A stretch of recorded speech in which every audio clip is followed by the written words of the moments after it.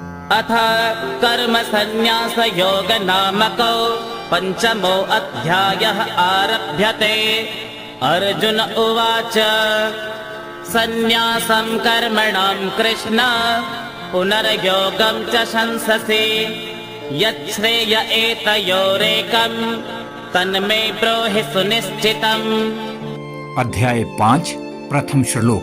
अर्जुन ने कहा, हे कृष्ण, आप कर्मों के स्वरूप से त्याग करने की ओर फिर कर्मयोग की प्रशंसा करते हैं। अतः इन दोनों साधनों में जो एक निश्चित रूप से कल्याणकारक हो उसको मेरे लिए कहिए। श्री भगवानुवाच संन्यास कर्म योगश्च निःश्रेयस्य करावुभौ तयोस्तु कर्म संन्यासात् कर्मयोगो विशिष्यते।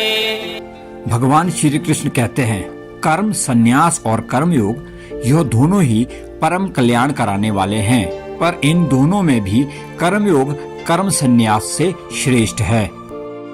ज्ञेयः स नित्य संन्यासे यो न द्वेष्टि न काङ्क्षते निर्द्वन्द्वो हि महाबाहो सुखं बन्धात् प्रमुच्यते।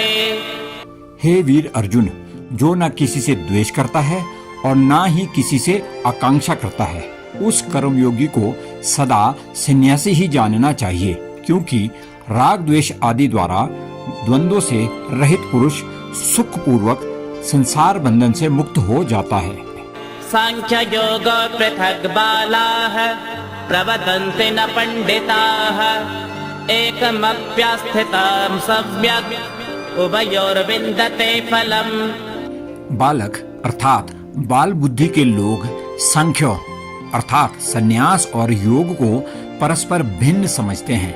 किसी एक में भी सम्यक प्रकार से स्थित हुआ पुरुष दोनों के फलों को प्राप्त कर लेता है।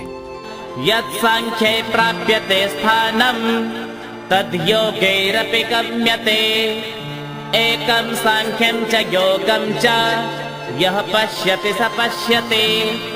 ज्ञान योगियों द्वारा जो गति प्राप्त की जाती है, कर्म योगियों द्वारा भी वही प्राप्त की जाती है। इसलिए जो पुरुष ज्ञान योग और कर्म योग को अर्थात फल से एक देखता है, वही ठीक देखता है।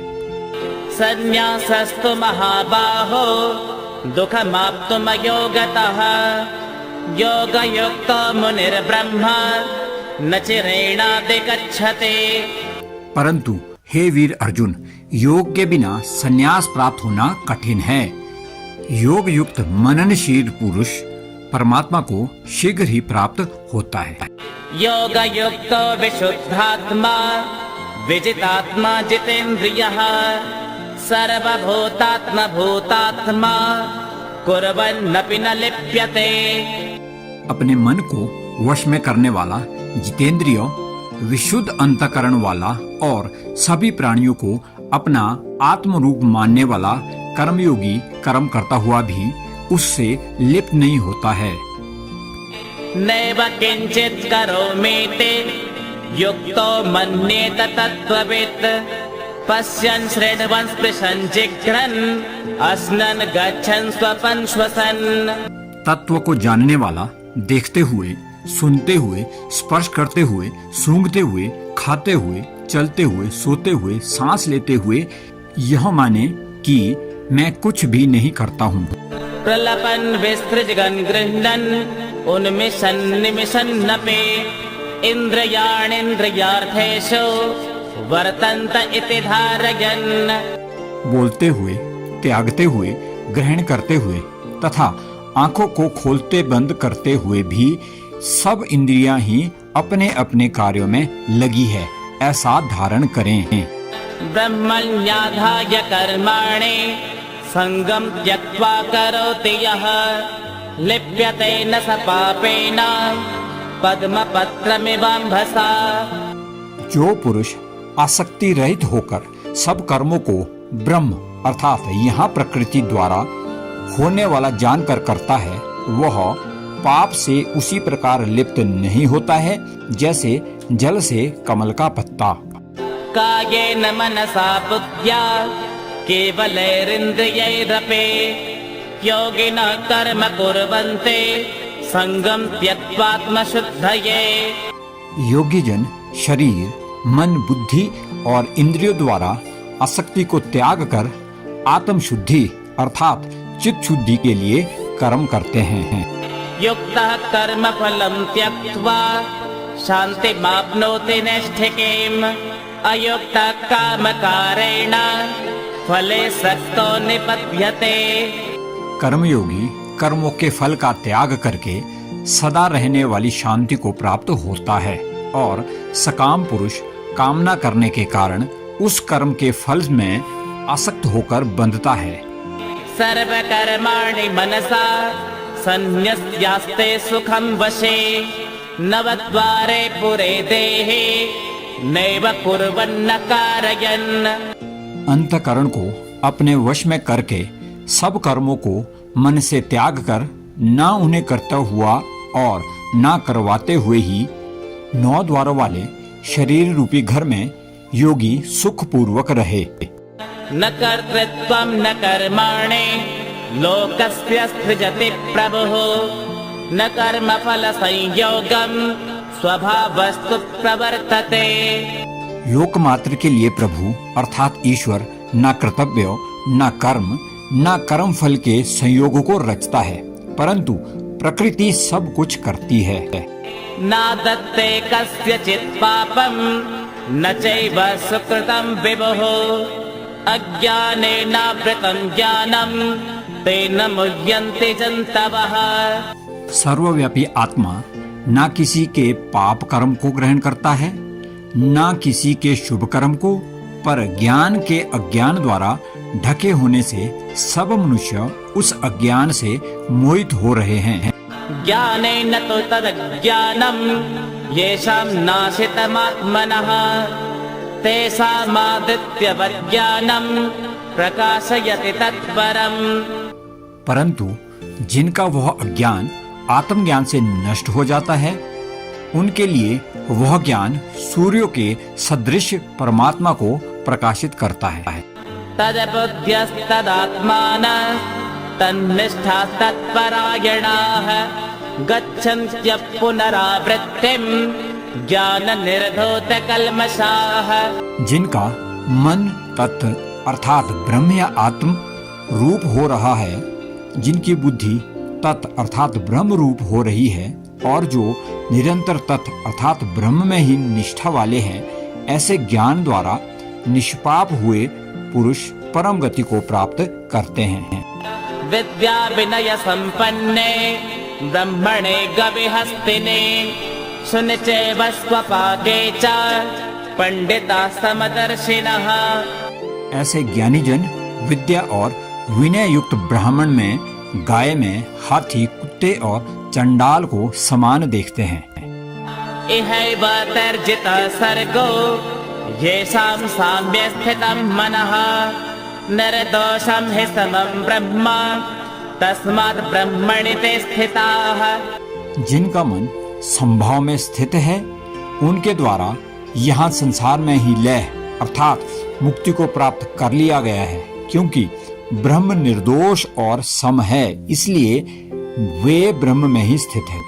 न प्रहृष्येत् प्रियं प्राप्य नो द्विजेत् प्राप्य च प्रियं स्थिरबुद्धिरसम्मूढो ब्रह्मविद् ब्रह्मणि स्थितः। जो प्रिय को प्राप्त होकर भी हर्षित नहीं होता है और अप्रिय को प्राप्त होकर भी उद्विग्न नहीं होता है, वह स्थिर बुद्धि संशय रहित ब्रह्म को जानने वाला पुरुष पर ब्रह्म में नित्य स्थित है। बाह्य स्पर्शे स्वसक्तात्मा विन्दयात्मनि यत् सुखं स ब्रह्म योग युक्तात्मा सुखमक्षयमश्नुते। बाहर के विषय में आसक्ति रहित अंतकरण वाला साधक आत्मा में स्थित अर्थात सात्विक आनंद को प्राप्त होता है, फिर वह पर ब्रह्म के योग में स्थित पुरुष अक्षय आनंद को प्राप्त करता है। ये हि संस्पर्शजा भोगा दुःखयोनय एव ते आद्यवन्तः कौन्तेय न ते सुरमते बुधः।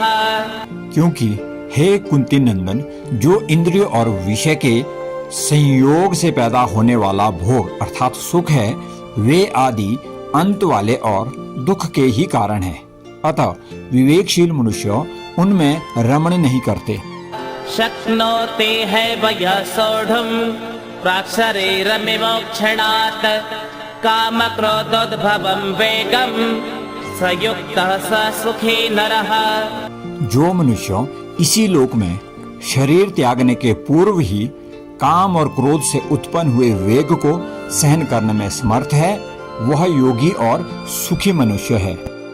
योऽन्तः सुखोऽन्तराराम तथान्तर्ज्योतिरेव यः स योगी ब्रह्म निर्वाणं ब्रह्मभूतोऽधिगच्छति।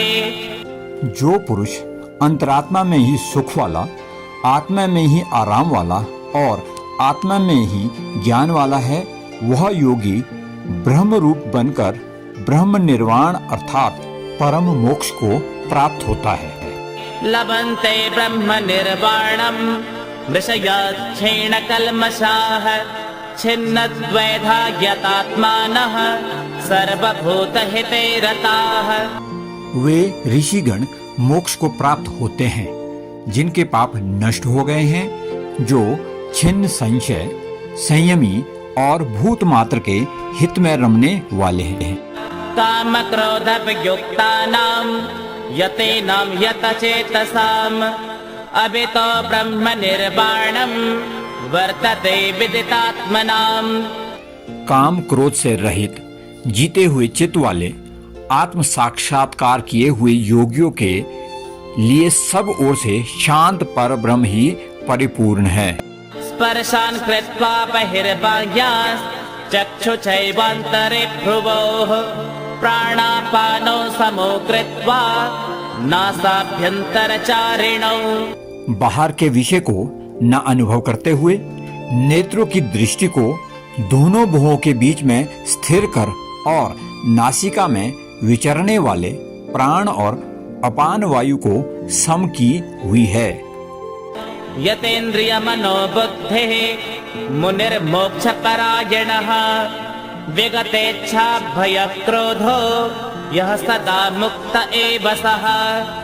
जिस पुरुष की इंद्रिया, मन और बुद्धि संयत है, ऐसा मोक्ष परायण मुनि इच्छा, भय और क्रोध से रहित है, वह सदा मुक्त ही है। भोक्तारं यज्ञतपसां सर्वलोकमहेश्वरं सुहृदं सर्वभूतानां ज्ञात्वा मां शान्तिमृच्छते। मेरा भक्त मुझे सब यज्ञ और तप को भोगने वाला, सभी लोकों के ईश्वरों का भी ईश्वर और सभी प्राणियों का सुहृदय जानकर शांति को प्राप्त होता है। ओम तत्सदिति श्रीमद्भगवद्गीतासु उपनिषत्सु ब्रह्म विद्यायां योगशास्त्रे श्रीकृष्णार्जुन संवादे कर्म संन्यास योगो नाम पंचमो अध्यायः। श्रीनारायणार्पणमस्तु। हरिः ओम।